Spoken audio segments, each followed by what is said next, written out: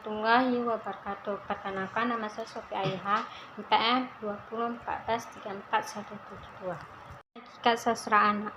Sastra anak adalah sastra terbaik yang dibaca anak dengan karakteristik yang beragam, tema, dan format. Sastra anak ditulis berdasarkan sudut pandang anak yang mencerminkan perasaan dan pengalaman anak. Terdapat 4 hal terkait dengan sastra anak. Yang pertama, sastra anak adalah sastra yang memang sengaja ditunjukkan untuk anak-anak seperti Bobo, Mentari, dan lain-lain. Yang kedua, sastra anak berisi cerita yang menggambarkan pengalaman, pemahaman, dan perasaan anak. Yang ketiga, sastra anak adalah sastra yang ditulis oleh anak-anak. Yang keempat, sastra anak adalah sastra yang berisi nilai-nilai moral ataupun pendidikan yang bermanfaat untuk anak-anak. Dari beberapa uraian di atas dapat disimpulkan bahwa sastra anak adalah sastra anak adalah karya imajinatif dalam bentuk bahasa yang berisi pengalaman, perasaan, dan pikiran anak yang khusus ditunjukkan bagi anak-anak. Ditulis oleh pengarang anak-anak maupun pengarang dewasa ataupun topik. Sastra anak dapat mencakup semua yang dekat dengan dunia anak, kehidupan manusia, binatang, tumbuhan yang mengandung nilai-nilai pendidikan, moral, agama, dan nilai-nilai positif lainnya. Manfaat sastra anak. Karya sastra memiliki manfaat bagi pembacanya dari segi unsur karakteristiknya. Karya sastra bermanfaat untuk yang pertama, memberi kesenangan, kegembiraan, dan kenikmatan bagi anak-anak.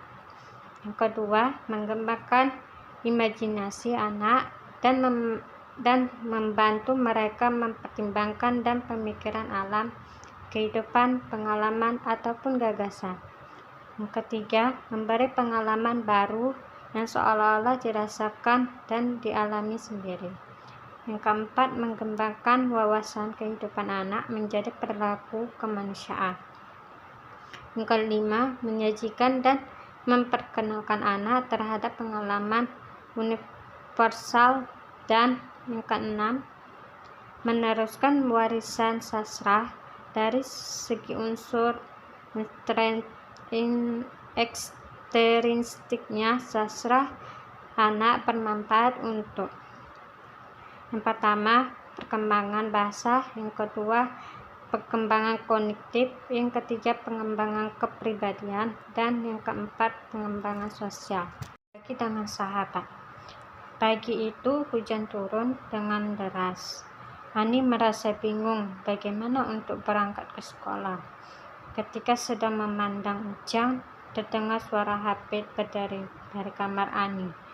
Lantas saja Hani masuk ke kamar dan menjawab telepon. Assalamualaikum warahmatullahi wabarakatuh. Perkenalkan, nama saya Nuri Iraha, MPM 2014341171. Baiklah, saya di sini akan melanjutkan contoh kegiatan apresiasi sastra. Ternyata yang menghubungin Andi adalah Lia, sahabatnya. Dalam teleponnya, Lia mengatakan bahwa ia akan menjemput Ani, sebab ia tahu jika Ani sedang kebingungan bagaimana untuk pergi ke sekolah.